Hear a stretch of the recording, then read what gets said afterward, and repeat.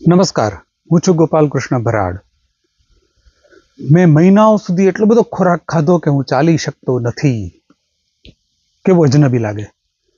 આપણને પુરુષોને કોઈ એમ પૂછે કે ભાઈ કેટલામો મહિનો જાય છે, ઘા લાગી જાય, શરમ આવી જાય. શું કામ? તો કે આપણે સ્થૂળતાથી પીડાઈએ છીએ, આપણું પેટ વધારે પડતું બહાર છે. પેલી દિવાલ ચણાતી હોય ને તો આપણે કડિયાને કહીએ કે ભાઈ બહાર નીકળી ગઈ, પાડી નાખ આખી દિવાલ, ફરીથી કર. દિવાલ જેવી દિવાલને સીધી સટ કરવા માટે ઓરિંભો મૂકવાનો આપણે આગ્રહ રાખીએ છીએ, પણ અહીંયા ઓરિંભો મૂકતા નથી કે મારું પેટ કેટલા ઇંચ બહાર આવ્યું. જી મિત્રો, આજે છે વિશ્વ સ્થૂળતા દિવસ, વર્લ્ડ ઓબેસિટી ડે. અમારી કિલ્લોલ શાળા વર્ષોથી એક શિક્ષણ આપે છે, એનું નામ છે first education is health education. જે આરોગ્યના પાઠ નથી ભણતો એનું જીવન અને એનું શિક્ષણ વ્યર્થ છે.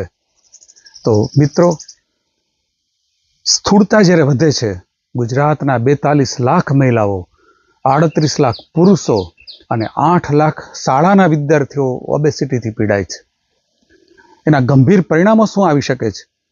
તો 5 પરિણામો: બ્રેન સ્ટ્રોકની શક્યતા, હાર્ટ એટેકની શક્યતા, હાઈ બ્લડ પ્રેશર, ડાયાબિટીસ અને જોઈન્ટના દુખાવા. ખલાસ થઈ જાય જોઈન્ટ. શું કારણ છે આ બધાનું? કારણ બહુ સ્પષ્ટ છે. બેઠાડું જીવન, આરામદાયક જિંદગી. બીજું, અનિયમિત જીવનશૈલી, કેટલું સૂવું, ક્યારે સૂવું નક્કી જ નહીં. ત્રીજું, અવૈજ્ઞાનિક આહાર, ગમે એટલું ખાવું, ગમે ત્યાં ખાવું. અરે વનસ્પતિને માત્ર ભેજ આપવાનો હોય છે. પાણીથી ભરી રાખજો, બળી જશે. તો ઠાંસીને ભરે એટલે મરે. તો મિત્રો, આજે નક્કી કરી લ્યો કે મારું શરીર છે કે જે 24 કલાક મારું સાથી છે, એને ચપળ રાખવું છે, ખુશહાલ રાખવું છે. અને પછી જો સુખી જિંદગીને જે મજા આવશે એ અહીંયા જ આવશે. કોઈ પણ પુરુષને, કોઈ પણ સ્ત્રીને કોઈ દિવસ કોઈ બેડોળ પુરુષ કે બેડોળ સ્ત્રી ગમતા નથી, એ યાદ રાખજો. ધન્યવાદ.